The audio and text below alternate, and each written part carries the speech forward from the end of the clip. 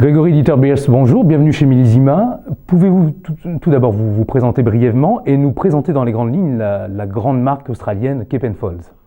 Tout à fait, je m'appelle donc Grégory José Dieter-Beers, je travaille pour le groupe viticole Treasury Wine Estates, groupe australien qui est propriétaire du domaine Penfolds, et j'ai la charge du développement commercial du marché français, tant que aussi le marché de l'Europe du Sud, l'Europe centrale et l'Europe de l'Est. Et nous sommes là pour vous présenter la nouvelle collection Penfolds 2017. Quelle est la particularité majeure, pour ne pas dire finalement l'ADN, le trait de caractère, la signature, la griffe des vins produits par Penfolds dans une gamme qui est quand même assez large, mais qu'est-ce que l'on retient de façon significative lorsqu'on boit un vin Penfolds? Penfolds est la marque iconique du vignoble australien, marque créée en 1843 par le Dr Christopher Rawson Penfolds. Et ce sont des vins aujourd'hui qui sont reconnus à la fois pour leur régularité étonnante, pour une gamme très large, avec un choix très étendu, mais des vins aussi qui sont très appréciés dans leur jeunesse, mais qui ont aussi une très grande garde, très longue garde sur ces vins.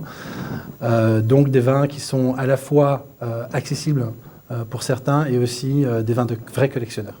Alors vous êtes venu nous présenter les millésimes disponibles chez Penfolds, dont la cuvée phare Grange 2013. 2013 d'ailleurs, je le rappelle, c'est le millésime où vous avez obtenu la note très recherchée du 100 sur 100 par le prestigieux Wine Advocate, mais c'est également aussi 2013 où vous êtes aussi nommé Winery Best of the Year par l'autre prestigieuse publication américaine, le Wine Enthusiast. Quand on a d'aussi belles récompenses, est-ce qu'il est encore facile de se challenger?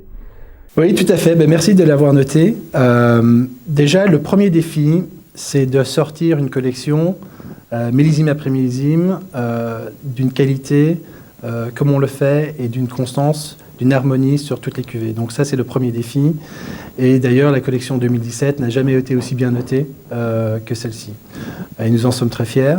Après ça, il y a toujours des défis et nous avons un public qui nous attend sur des cuvées entrée de gamme où il y a des évolutions constantes en termes de style. Après ça, pour les grands collectionneurs Grange et pour les cuvées très recherchées, nous avons aussi des projets qui sont plus restreints, qui parlent à un public plus restreint et qui sont des projets, on va dire, plus limités en volume. Donc par exemple, nous avons fait le lancement d'un projet qui s'appelle Penfolds G3, qui a été lancé le 15 octobre à Hong Kong et qui est un projet qui a été l'assemblage de 3 millésimes de Grange, 2008, 2012, 2014, pour la première fois dans une seule bouteille. Et ce projet s'appelle Penfolds G3.